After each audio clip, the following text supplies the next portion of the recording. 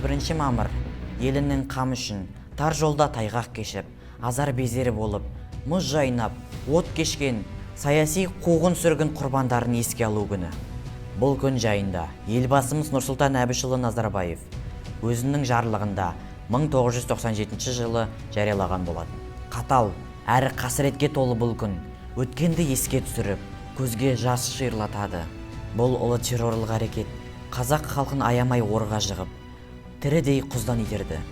Елім деп талай қиындықты басынан өткізген қаншама қазақ интеллигенциясының бетке ұстарлары суық қарудан көз жұмды.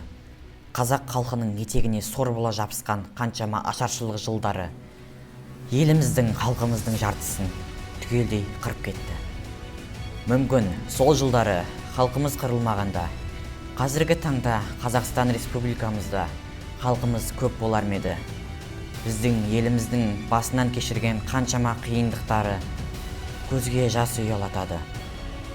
Ендігі тәуелсіз Қазақстанымызда сол жылдары құрбан болған қаншама халқымызды 31 мамыр күні саяси қуғын-сүргіннен құрбан болғандарды еске ала отырамыз.